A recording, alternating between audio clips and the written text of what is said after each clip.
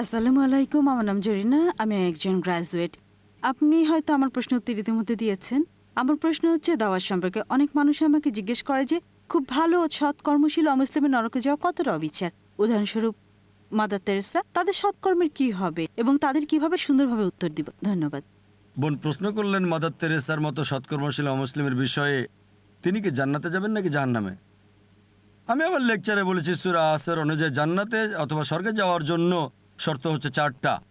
ওয়াল আসর ইন্নাল ইনসানা লাফি খুসর ইল্লাল্লাযিনা আমানু ওয়া আমিলুস সলিহাতি ওয়া তাওয়াসাউ বিল হাক্কি ওয়া তাওয়াসাউ বিস সবর।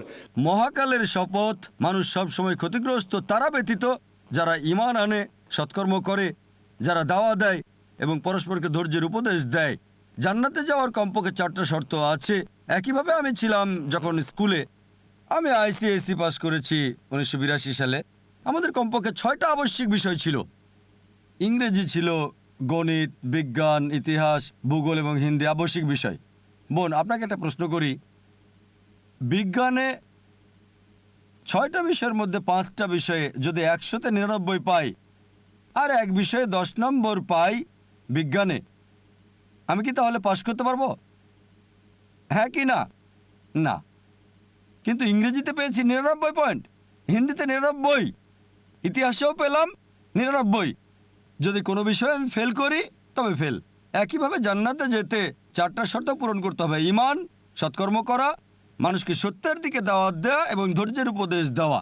আপনি বললেন মাদার তেরেসা ছিলেন সৎকর্মশীল। সৎকর্মশীল মানে সালাত আদায়, যাকাত দেওয়া ইত্যাদি বোঝায়। তর্কের খাতিরে আমি যদি আপনার সাথে একমত হই যে অমুসলিম হওয়া সত্ত্বেও মাদার তেরেসা ছিলেন সৎকর্মশীল, তর্কের খাতিরে ইসলামে সৎকর্মশীল বলতে অনেক কিছুই বোঝায়। আমার মনে হয় মাদার তেরেসার তেমন কিছু ছিল না। তবুও তর্কের খাতিরে যদি আপনার সাথে একমত হই যে 99 পেয়েছেন তিনি, মাত্র একটাই, ঈমান কোথায়? যদি শিরক করে থাকেন, বাইবেলে উল্লেখ আছে, যদি বাইবেল পড়েন বুক অফ ডিউটেরোনমি অধ্যায় 5 অনুচ্ছেদ 7 থেকে 9, বুক অফ এক্সোডাস অধ্যায় নম্বর 20 অনুচ্ছেদ 3 থেকে 5 বলছে যে আমার কোনোই প্রতিকৃতি নেই, তুমি খোদিত করে কোনো কিছুর প্রতিমা তৈরি করো না, আকাশের উপরের, পৃথিবীর নিচের বা পানির নিচের কোনো কিছুর সাথে। তাদের কাছে নতজানু হয়েও না, তাদের সেবা করো না, কারণ আমি তোমাদের প্রভু খুবই ঈর্ষাপরায়ণ।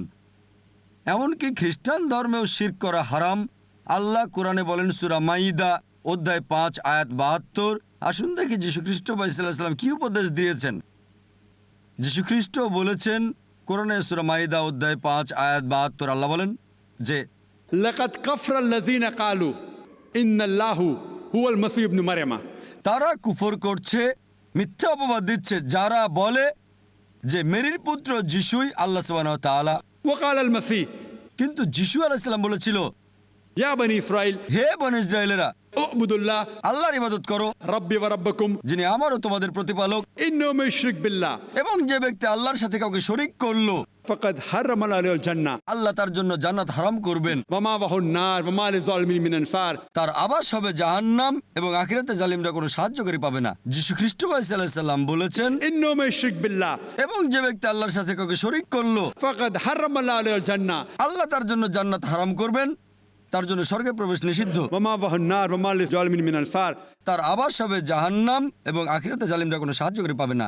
তাই যীশু খ্রিস্ট সাল্লাল্লাহু আলাইহি ওয়াসাল্লাম কোরআন ও বাইবেলের অনুযায়ী যদি কেউ শিরক করে থাকে, হোক মাদার তেরেসা বা অন্য যে কেউ, জান্নাতে যেতে পারবে না।